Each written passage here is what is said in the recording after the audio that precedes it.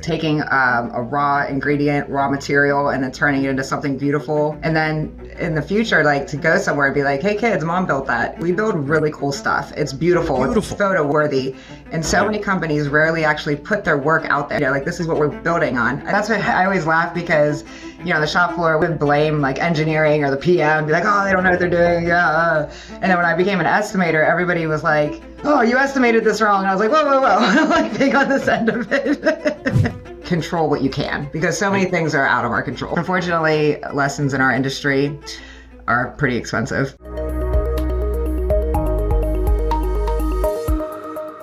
Welcome to the Cabinet Maker Profit System podcast. Today, we've got Jillian Klinar as our guest, and Jillian's an expert in the cabinetry industry.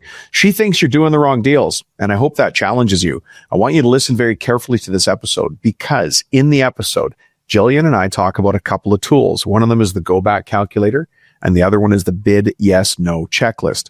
The reason I want you to listen for that is because you're going to hear us talk about them where it makes sense in a business. And if you haven't had a chance to download those, I think today is going to be the day. Jillian and I met at the CMA when they were doing a cross-border event. Both of us were speakers at that event, saw two fantastic locations. And when I saw her on stage, I thought, you know what? She would have the kind of wisdom we need on this show to share with everybody else. So she's here today. We'll see you on the other side. Jillian Klinar, how the heck are you? I'm doing well. How are you, Dom? I'm good. It's good to see you again. You as well. What was the event you and I? We were at the CMA event up in Linden, Washington. Oh, right. It was the cross-border one. They were in Linden, and then they also went up to Canada. Yeah, a couple of shop floors. 13-minute drive. 13. Yeah. It is a beautiful area of the country. Yeah. We got to see two great shops. Yeah. Residential and commercial. Yeah. Interesting. You know what I like when I see shops like that is it's so clean. So clean. It's one of my favorite things about what I do is getting to see everybody's shops. And usually when I'm walking in, they've cleaned beforehand. So it's incredible. I've seen regular shops too. I'm like, I know the difference. A couple days before you show up, the boss is running through. We're having guests clean. Yeah. It's like you can eat off the floors. Yeah. Well, listen, I know who you are, and everybody at the CMA event certainly knew who you are, but other listeners out there might not. So let me ask you this abrupt question. Jillian Klinar, who the heck are you? Chad, how is it you company speak? Yeah, right? No. What brings you to talk to mill workers and cabinet makers all around the world? Well, I've become very passionate about this industry. I didn't always start off here. I graduated from Penn State with a business and real estate degree. I worked in corporate real estate, commercial real estate, for about 10 years. Thought that was my trajectory, and then had some life situation things happen. And I decided at like 30 years old to join the carpenter's apprenticeship as a union carpenter.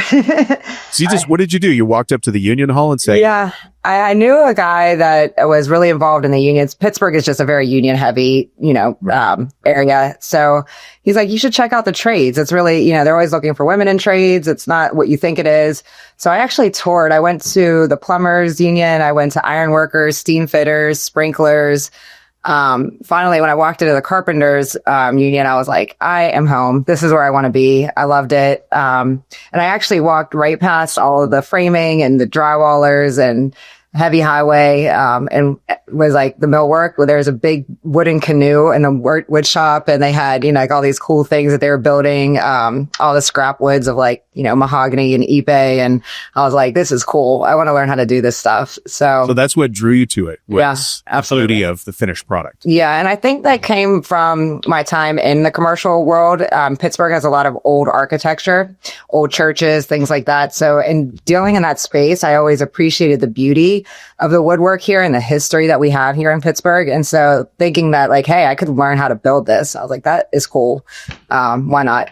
And so. But then how did you start? Did you just walk in and say? Yeah, I said, can I have an application? And so you fill out an application, you take a test. It's a lot of like math questions, basic theory, like reading comprehension, just a general kind of test. And then you go into an interview. And I remember in my interview, they asked, like, what experience do you have? And I was like, I don't know how to change a drill bit. So to be honest. Hold on. Who was interviewing you? Was it a shop interviewing? No, so it's actually the union. The union interviews you. Okay. You get accepted into a class. So that's like your year one apprentice. And then what happens is you're going through school there, and different shops come to the training center, and the shops will interview you and pick which apprentices they want to pull into their shop. Oh, I see. Okay. Yeah. So I got selected, which is like, you feel like the prom queen or whatever, because you go in, and I got selected to work for a 100 person around there commercial millwork shop. So I started, taking out barrels of garbage and doing essentially whatever they asked me to do, wrapping up trim, filing edges. Hey, Jillian, that's a big change from working in real estate. Oh yeah. Yeah, absolutely. From stilettos to steel toes. But how did you find the enjoyment of the work? I loved it. It was the only job I've ever had that I went to work, could focus on my work, and then I went home and didn't think about anything again. It was really nice and refreshing to work with my hands. Right. Taking a raw ingredient, raw material, and then turning it into something beautiful. And then in the future, like to go somewhere and be like, hey kids, mom built that, like I did this, and like it's really cool to have this back in the hospital, and you're like, I made this. Yeah. Yeah, actually, my sister-in-law gave birth in a hospital room that I actually built the casework for. I was in there checking the edges. Yeah. Yeah. Yeah. Well, you're here today not because of your work taking out garbage and sweeping the floor. Right. So what was your progression through millwork? Yeah. So I was fortunate enough to be exposed to a lot of the different areas of the shop floor, like finishing, solid surface, the custom area. And then one day I was working down on the shop floor, and their owner came down, and they had an opening and was looking for somebody that would be interested in learning estimating. And I was like, hey, that sounds pretty cool. I did sales a little bit with real estate. Maybe I can take some of those skills and then some of the stuff that I learned on the shop floor and marry those together and use those as an estimator. So, and that was a union position? You were a union estimator? I stopped union after that. So that's a non-union. It's a non-union. Yeah. Some people choose to continue to pay their dues. To me, I didn't find the value in it, but, I just stopped paying my dues and gave up my card then. But sure. Some people kept it going, but I just chose not to. Yeah. So now you're an estimator. You're kind of on a different part of the flow. You're before the CNC now, not after this. Absolutely. Well, that's why I always laugh, because, the shop floor, we would blame like engineering or the PM and be like, oh, they don't know what they're doing. And then when I became an estimator, everybody was like, oh, you estimated this wrong. I was like, whoa. Like big on this end of it. It was definitely a change. But it was exciting to see, at that position, I was able to then see, up and coming buildings in our area and see like what markets do we want to go to. We did some work, in different areas of Pennsylvania, and like just really using data to see, which areas we want to go into, what could be the best areas for us to work in. Sure. And so that was really cool to do. Yeah. So you went from, floor fabrication. Mm-hmm. And then you went into estimating. Now, did you need to do, or did you get to do any installations as well? Installs? No, I didn't do any installs. I did go to the job sites. I'm a big advocate of mill workers promoting their work. I think that, and it's probably the advertising brain that I got from real estate, but I think we as an industry as a whole don't do a great job at showing off what we build. We build really cool stuff. It's beautiful. It's photo worthy. And so many companies rarely actually put their work out there and say like, this is what we're building on. I think we're getting a lot better as an industry, but, it was one of those things that I, went to the boss and was like, oh, we should take more pictures and put more on the website and on LinkedIn. He was like, that sounds like a great idea. Go for it. So I've heard that from other shop owners where somebody who's on the floor, let's say the guy running the edge bander, just to pick a place, will take his kids to the museum on the weekend or the zoo. Yeah. And then come back and go, we built that. Yeah. They'd never seen it installed. They'd never seen the finished, but they just know they did that curved return. But they never saw like, wow, this looks great. And they take so much pride in what they do. So that was a huge thing that I enjoyed doing, was going to the job sites, taking pictures. I'd take progress photos, finished photos, and then going back down to my buddies on the shop floor and be like, do you remember that thing that we thought looked ugly? Look at it in its place. It looks great. Like they knew what they were doing. Right. Yeah. So you worked your way all the way up to estimating. Yeah. And then, right now, where are you now, Jillian? So now I'm with Energy. Energy is an ERP that serves the millwork and cabinet industry. So that was actually the software that I used at the company as an estimator. Oh, at the 100-person company. Yeah. So they were an early adopter. So I got exposed to Energy really early. I actually ended up leaving there to go to work at a trade show booth manufacturing company. So I left that place, took a position managing the trade booth manufacturing, which is similar. It's custom manufacturing. So there's some similarities. My customers were pharmaceutical companies, majority. I did not like it. It was, I missed millwork. Honestly, I didn't expect that I was going to get bit by the bug, but I did. And, I was sitting there one day and Energy reached out to me and was like, hey, would you like to join our team? So that was about 3 years ago. And so I've been now back to working with millworkers. Fantastic. Yeah. That's a great story and a great journey. And there's there's an increasing number of women in millwork. It is. And obviously all of us take unique paths through it, but yours is very unique. Yeah, it was very unique. And you know what? I didn't even know this industry existed. I think it's really cool how our industry is doing better at getting out into high schools and getting the word out of who we are and what we do. But back when I was in high school, like that, I had no idea. I went to a high school that it wasn't, what are you doing after school? It was like, where are you going to college? Like that was just what was expected is you go from high school to college. So the trades weren't really promoted back when I was in school. So I think that's the big reason why there aren't as many women or kids getting into it. Just don't know. They don't know what's out there for them. Yeah. And you don't have to stay on the shop floor forever. There's a lot of positions that you can do a lot of cool things in the industry. There's so many specialty trades that kids, my son is going into grade 12. So he'll just be at that age where he's starting to think about those things. Yeah. He doesn't know what most of those trades are. No idea. Yeah. And to be fair, how's he going to know? You don't know. One of his friends was already a lineman. One of his friends already a high voltage lineman because his dad does it. Nice. Right. So he's been, summertime and weekends working with his dad as a lineman, but everybody's like, what's a lineman? Yeah. What's a lineman? What is high voltage?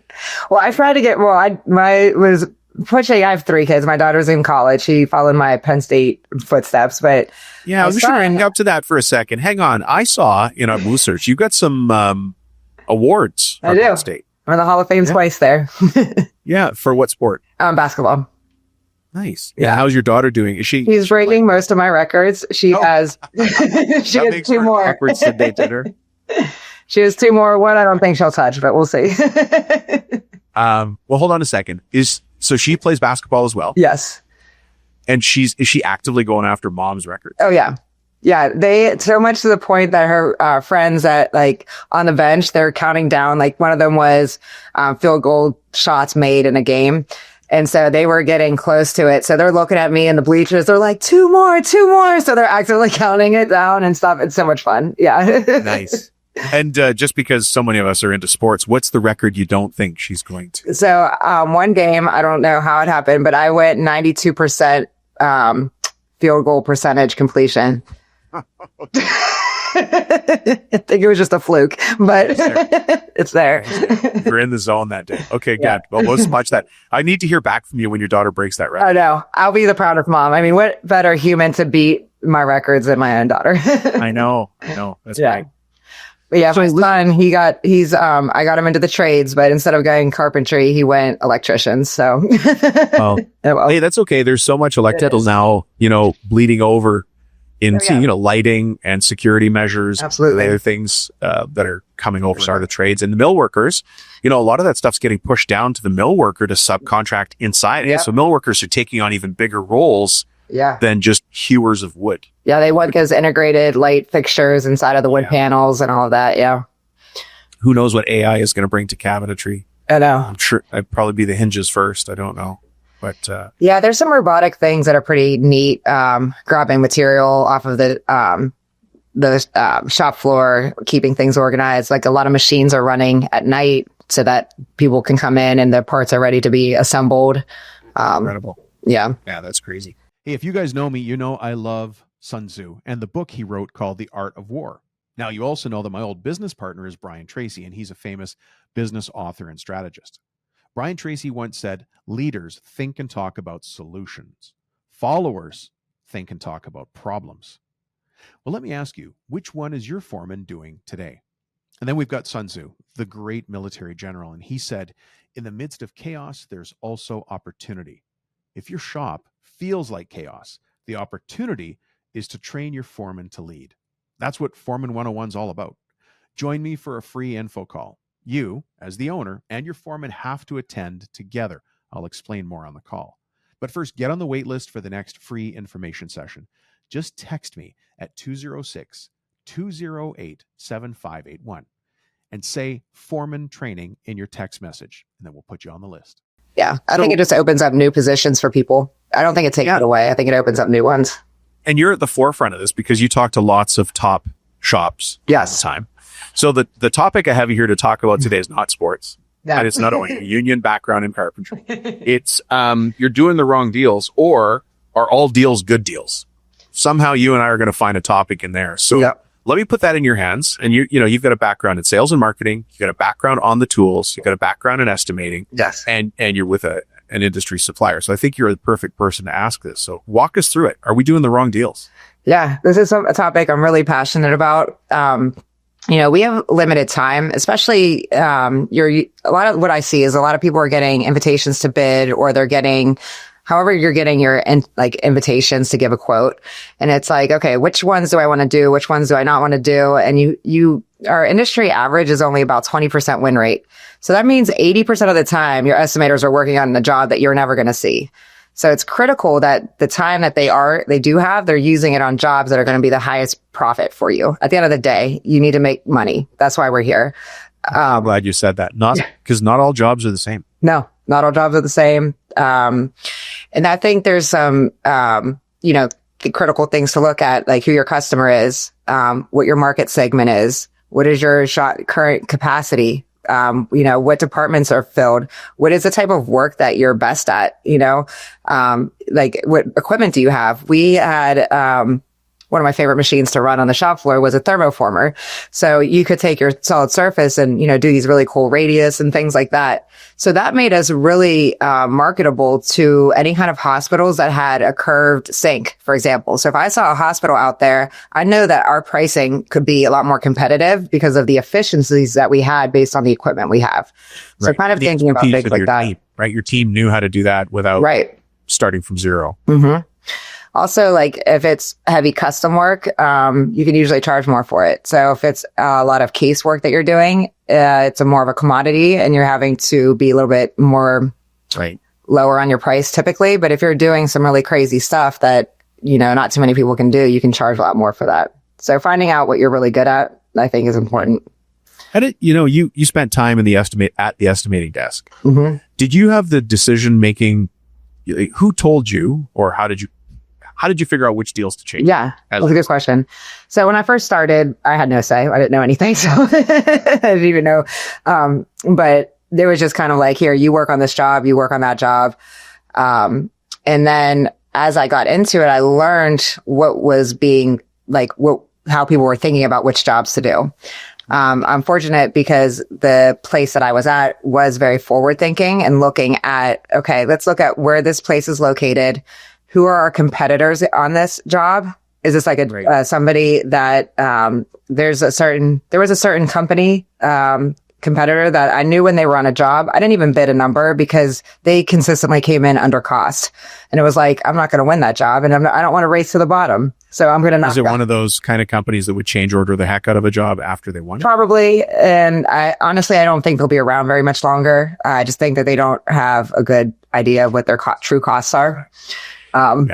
So that's so, it's interesting you say that they don't have a good idea of what their true costs are. Mm-hmm. And anybody listening, I mean, those are things we try to help with all the time. We've got the go back calculator, which calculates your true cost. Mm-hmm. We've got the bid yes, no checklist. Yes. So that decision goes to Jillian and the owner or the boss or the manager of that department doesn't have to be there every 5 minutes saying, well, ignore that one. Do this one. Yeah. And do this one, but put all your effort into this one. Because it's crazy. The littlest things can throw our jobs off. Just how far away it is for us. Oh, yeah. If you have to pay per diem for your install guys or whatever, that depending on, we were union, so we had certain things that we had to provide for them. So just outside of a certain radius, upped your install cost a lot. I mean, we had some jobs that they had, it was called stretch and flex on the job, where they would require any installers, anybody in the field had to spend 15 or 20 minutes, a half hour, whatever it was, every morning stretching and flexing. And it was to reduce job site injuries and healthier, happier people. That's fine. But if you have an install job that's going across, 3, 4, 5 months, half an hour every day for a crew of 20 guys, like that adds up. So you have to think about that whenever you're going to bid a job. Like you're paying like guys for that stretching. If they're doing the stretching at all. Right. Right. But I do understand, especially from the values of certain companies saying we want to make sure that everybody's healthy on our job site. That's going to be important. Yeah. Yeah. Interesting. So tell us a good estimating story. Have you got a story about an estimate that you did that just turned out way better than you thought, or one that just flopped?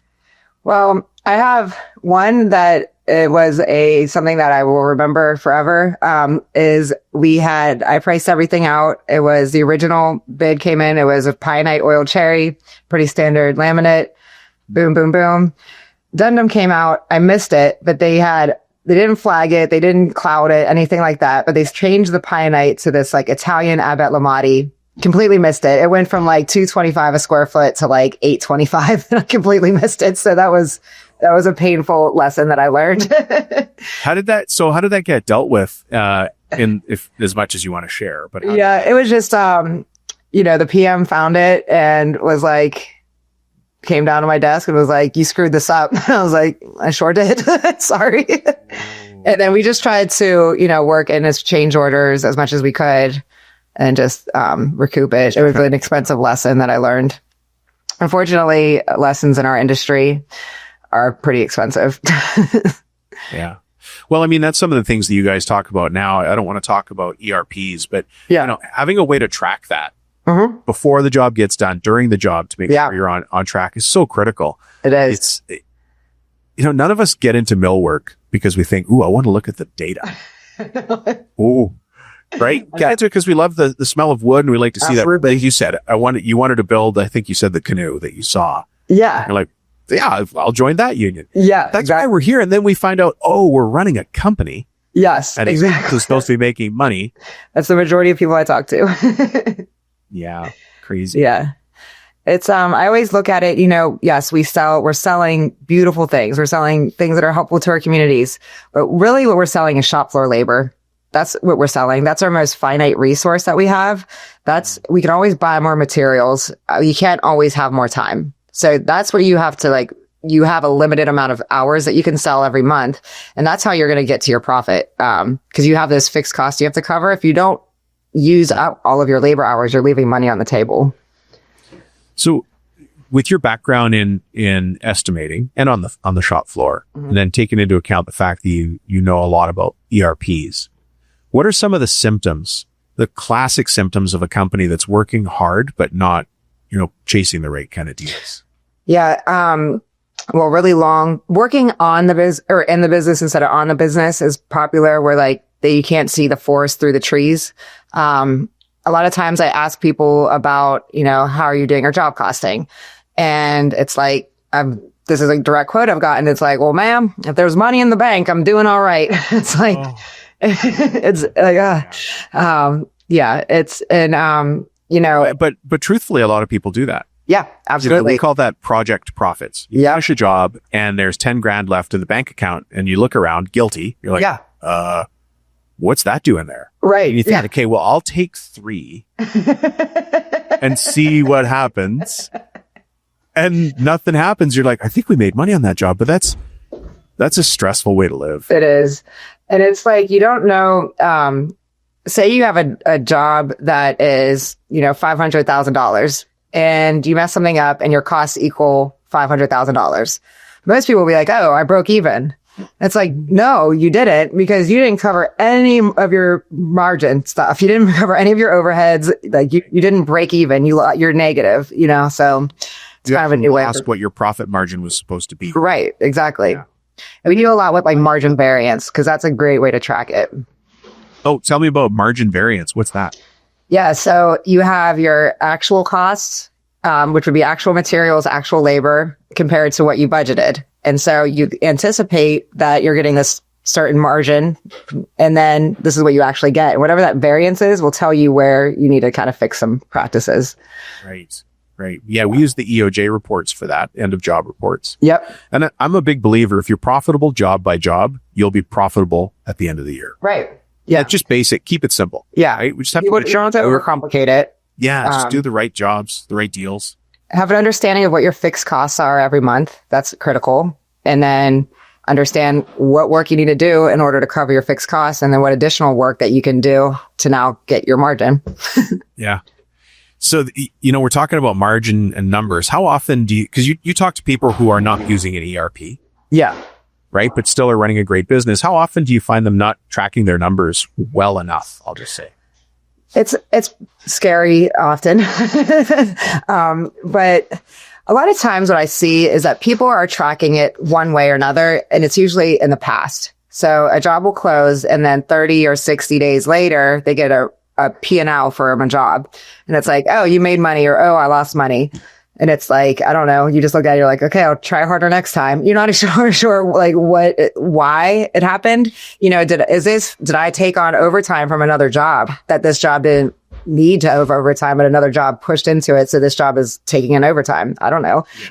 Did I overorder materials? Did I under budget my labor? Like, you can't see that really from those past numbers. So it's really hard. You might know if you made or lost money, but you don't know why, and what to do about it. Yeah. Yeah. I mean, that's why I'm an advocate of running towards the problem. What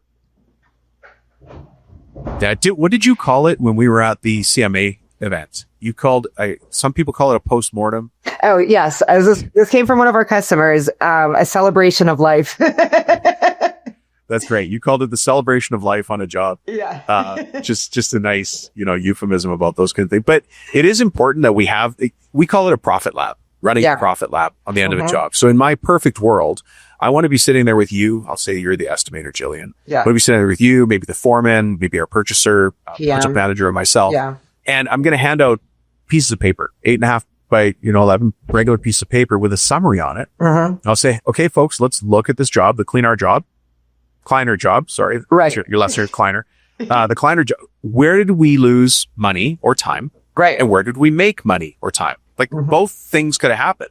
Yeah. And I want the estimator to say one thing and the project manager to say another. And the goal of that is we're all talking. Absolutely. And we know going forward, hey, the elevator lockout, how often does that bite us in the butt? Yeah. We didn't get the elevator lockout. That added, an hour across 4 people. Yeah. Just like that. Right. So we can go put systems in place in the future to make sure we get the elevator lockout or we confirm those things, right? Exactly. But if we don't have the conversation, you just repeat the same mistake again. Over and over again. I'm all for sales and operational alignment. I think that's critical. Say that again. That sounded fancy. Just sales and operational alignment.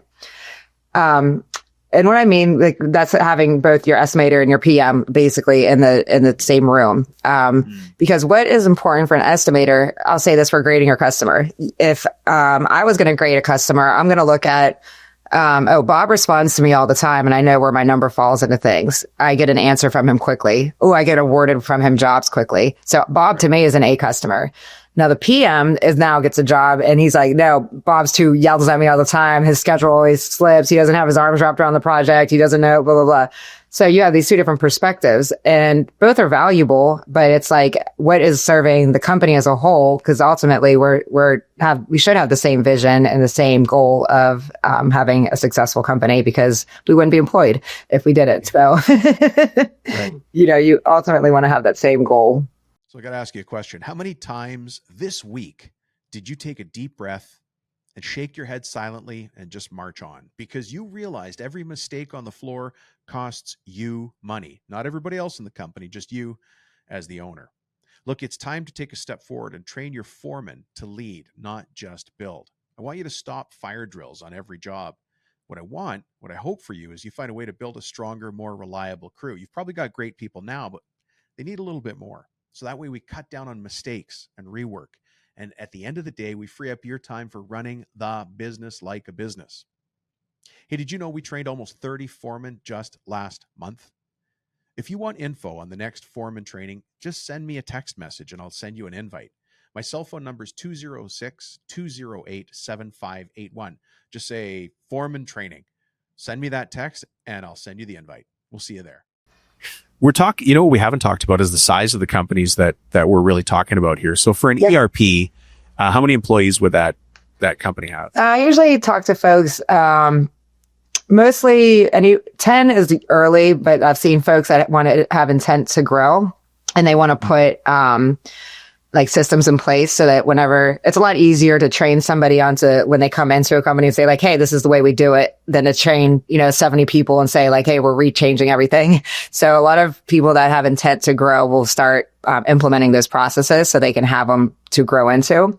Right. Right around the 2 million mark is where I was going to say, if it's 10 people, it's just around 2 million if you're doing it well. That's around the mark where people start looking. Yeah. You just need those efficiencies. And then, of course, to have an estimator and a project manager. Yeah. If you're doing 2 million, you're starting to separate the roles in the company. Right. My God, we're talking about roles. And everything isn't in one person's head anymore. Right. I'm so glad you said that. At some point, we hear this all the time when we're talking to people is, Dom, I just need to get everything out of my head and on paper. And it's this frustration or this gap. Like, how do I do that? Yep. But you just do it one step at a time. Yep. One step and at a time. There's so much travel knowledge that people have. And it's really, eventually you want to retire or go on vacation or spend time with your family, things like that, and it's like, if you can get all that knowledge and experience that you have into somewhere that somebody else can benefit from it, that's only going to help build your legacy more. And so it relieves people like from stress, so they can use a system to get it, all that travel knowledge in there. What are the frustrations that you hear from people when they decide it's time to look for an ERP? Like, how would I know in my company that I'm at that tipping point where this might solve those kinds of problems? Yeah, if you're not sure, which it depends, it's different for everybody. Everybody has different things that they need to work on. Biggest thing I see is like flow of information, where you have, one department is working in one system, and then another department is working on it. So they have to kind of restart the job every time it comes into their area because there's no data flow. Also, if you're not sure where your costing is coming in, if you don't know if you're making money or losing money, that's a problem. Capacity planning, understanding what jobs you have to work on. Scheduling. Yeah, scheduling. Because usually you're dealing with, especially, I would say like the commercial world or even high-end residential, you're bidding a job that's might have a 2-year life cycle. Mm-hmm. So it's, you can't, it's not like you bid it and then ship it out next week. You have to manage this schedule of 50 different projects and have all these different timelines. And it's like, how do you keep that in your head? I know I wouldn't be able to. Yeah. We were just looking at the metrics, the dashboard for a client the other day. Yeah. And one of the things we track is people off, like who's off that day. Yeah. And what the owner recognized wasn't who was off that day, but it was that every day somebody was off. Right. It was a bigger shop. Yeah. And then, but his observation came like fast. He goes, I bid these jobs as if everybody's there and they're all working. Yeah. And it's going to take this many calendar days for this many man days. Right. But there's at least one person missing all the time. Yeah. So you have to remove one total person from your, and he goes, and then, of course the concern is now we're going to be off schedule and off time and, off budget. Yeah. It was the power of the numbers makes things obvious. You can't ignore it. Once it's there, you can't unsee it. Yeah. And there is it's like a cliche saying, but it's absolutely true. You can't manage what you can't measure. So if you don't have that information, it's just all gut. What'd you say? Yeah. I said that's the reason that it's a cliche is because it just comes up again and again and again and again. Yeah. And PTO absolutely affects capacity. That's for sure. Yeah. What was the number that you said? No, I said PTO definitely affects capacity.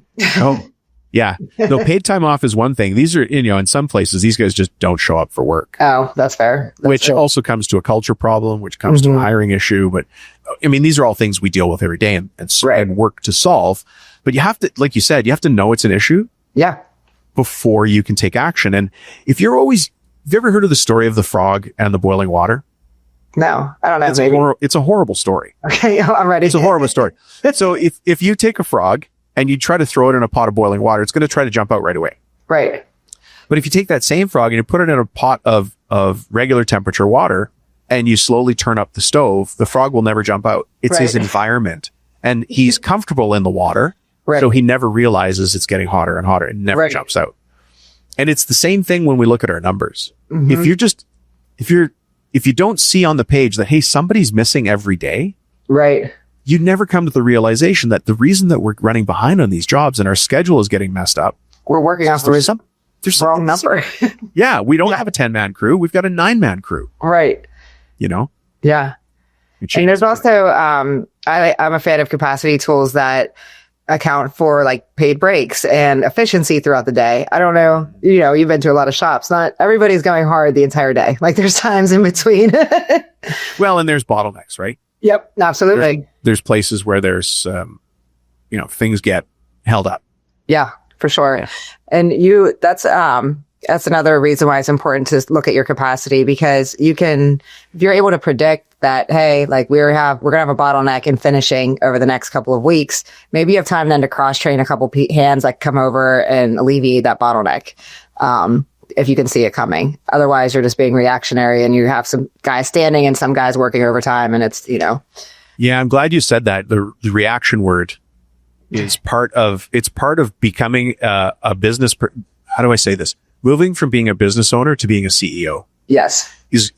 We want to get you trying to be proactive in the business, not reactive all the time. Absolutely. So you're not back on your heels. You're actually fighting fires all the time. Yeah. Stop. Exactly. Better. You said it better. You're not fighting fires. You're predicting what the future is most likely to be. And then you make the moves. And that's why you need a dashboard. You need the right team in place. Information. Yeah. Like you need that meeting I just talked about and the one you're talking about where you've got the project manager and the estimator in the same room. Mm-hmm. Because both the two of those people together are going to say, you know what? We're building our own problem. Yeah, for sure. Like if we don't solve that, we're building a problem right here. We can solve the problem right here as well. Yep. And I think in our industry, it's hard because unlike most manufacturers, we're custom manufacturing and we are the last on the job site. So we're at the mercy of all of the other trades being on time. Yeah, because they're always on time, right? We're relying on the general contractor or the builder to like maintain their schedule. They oftentimes have no idea what the schedule is, and there's so many dependencies. So when people use that's the right word. There's so many dependencies. Yeah, the drywaller was off 3 months ago, and now we're getting affected. Yeah, absolutely, and that's out of our control. And then I feel for folks that deal with homeowners and they don't just make decisions really quickly. Maybe they're like, can't decide on the finish of their cabinets. And to the homeowner, they're like, oh, I can just pick this and it's ready to go. They don't understand that, oh, wait, that's holding up engineering. That's holding up our material ordering. That's holding up everything. So like from that time you select your finish, that doesn't mean like next week you're going to have your cabinets. So there's like a lot of things that can really impact the schedule. So it's good to be able to control what you can, because so many things are out of our control. It's just the industry. Yeah. You're talking about residential and being held up by the homeowner, right? Yes. It's usually emotionally driven, not logically driven. Right. Commercial jobs, logic. Yes. Right? Yeah. Residential jobs, emotion. Correct. That's generally the theme and the flavor that you see through the whole thing. So yesterday we had our gold coaching mastermind calls where all of the people that do one-on-one coaching with us come on a big call and we talk about more of the leadership, the CEO level stuff. Yeah. And we're talking about a case there where handle selections and all the things, the color is holding up jobs. And then this one couple, they run their shop together, just sort of put their hand up and like, we don't have that problem at all. And everybody on it's on a Zoom call, right? So you could see everybody's face doing a Brady Bunch. Imagine they all look the same way. Yeah. And they're like, well, tell us more. And the director goes, they called it a penalty, but I think it's called something nicer in their agreement. But if you don't have your selections done by a certain date, there's a $500 non-refundable surcharge. Oh, I love that. Yeah. So simple. That. Yeah. So I've heard people do this on the commercial side because it's one of the biggest holdups is getting the red line reviews back from the customer. Like they delay it. And so offering, a discount of 15K, say, whatever it is, if you get our drawings on time. Of course, you're artificially increasing that price, but we'll give you 15K back if you get these in on time. And then inevitably, when they don't get you your red lines in time, you hit them with a change order and say, hey, for our contract. And next thing you know, you get your red lines. You don't really care about the 15K. You care about that. That is impacting you more than, like you need those drawings back so you can continue doing what you need to do. So. And everything is a business decision. Every single absolutely. But one of the things I've learned, because I've come to some of the webinars and the seminars that you guys hold, is moving as many decisions as possible to the front of the deal saves you so much. We actually created something called the Rodina scale. Oh, nice. Nick, if you're listening, we named it after you, but so we call it the Rodina scale. It's about moving the belly of the decision forward in the deal, not later on, right? And I had to say belly of the deal. Now I sucked in my stomach. But it does solve so many things when we front it load. The problems are manifested later, but they are started earlier. So, and we can predict them. Yes, we can predict them if we've got the numbers and the metrics in place, and then the discipline of having those meetings. Yeah. And we do a lot of education, and our education isn't just for our customers. We offer it to anybody that wants to attend it. So I always encourage people to just check it out. That's actually a good transition for us. Jillian, if somebody wants to find you in this big wide world, how the heck do we find you? Well, I am on LinkedIn. That's a really easy way to find me. I'm the only person in the world with my name. So I learned this recently. I use ChatGPT to find that out. But so you can find me on LinkedIn. Also, I can put my cell phone number out there. I don't mind, 724-292-0054. And then I have my email address is jillian.klinar@energy.com. Perfect. And I think people might need to know how to spell your name because... Oh, yeah. So Jillian is Jillian, and then Klinar is Klinar. Yeah. And you're at Energy, so I'm sure people could find Energy, INNERGY. Website or at the CMA events where you and I... I'm at AWI. I'm at all the events. Were you at the AWFS a few days ago? I was in Vegas for the week. It was great. I was able to do some shop tours ahead of it on Monday while I was out there, so... it was good. The attendance was a little bit lower than normal, but I had some really good conversations. So it was a good outing.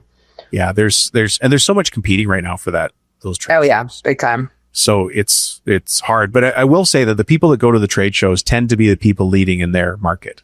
Yeah. In the industry, in their market, because they're proactive about things and they're out there trying to find new solutions or see what other people are doing, meet other people in the industry and not just staying in their silo. Right. In the morning, drive to work, drive home. Right. I love any opportunity I can to network and meet some other fellow word workers. You don't seem like a very social person at all. I know, right? Not at all. I'm very shy. Anybody that is listening that knows me knows that's not true. Jillian, thanks very much for being here. I appreciate it. Great insight. And for everybody listening, take this to heart. Are you bidding on the right jobs? Just because you're busy does not mean you're profitable. Right. And if you need to solve that, reach out to Jillian or me and talk it through, because you're not the first one to face that, what would you call it, wall or that obstacle. Other people have been here. Yeah. Yep. Well, Jillian, thank you so much for being on the show and dropping your nuggets of wisdom on us. I really appreciate it. It's important that all of us understand that this comes from Jillian talking to, I'm going to say, hundreds of shops, and being in a shop, working her way up from the floor all the way into estimating and understanding sort of the pinch points of a business and how those can impact us. I took a ton of notes. I'm sure you guys saw me during the episode taking my own notes.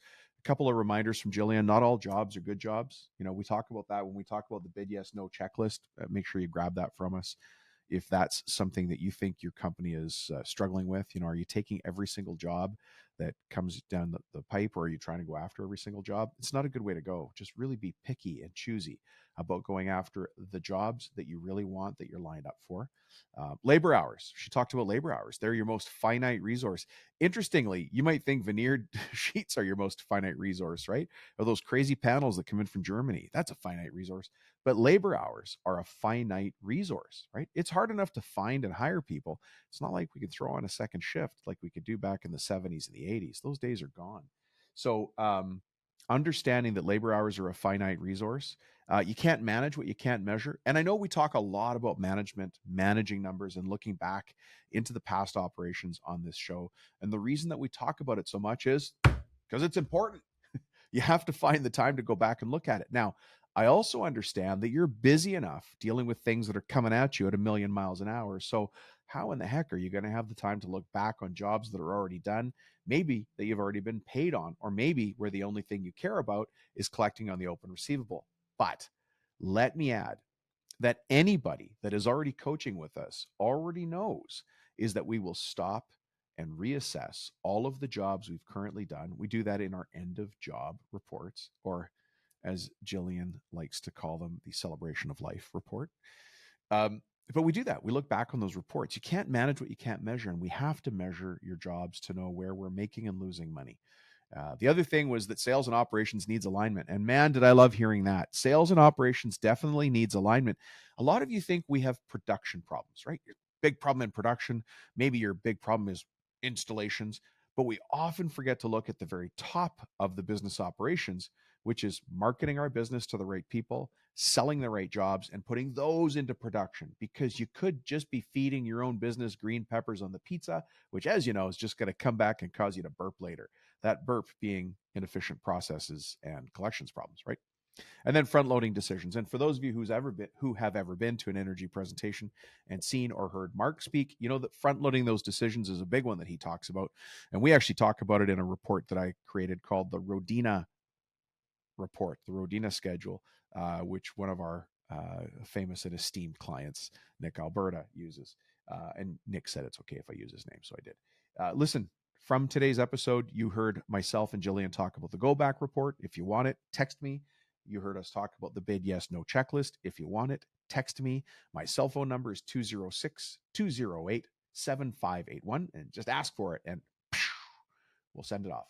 Thanks for checking in, folks. This episode is just really thin soup. Thin, let's say it is flat, stale popcorn until the day that you and I can meet, shake hands while we're waiting in line to get on a ride at Disneyland in the teacup ride. How is that for random? But listen, I really do look forward to the day when we can meet face to face and have a serious conversation. Until then, this episode's going to have to do. Thanks again, Jillian. Thanks, everybody. We'll see you on the next episode.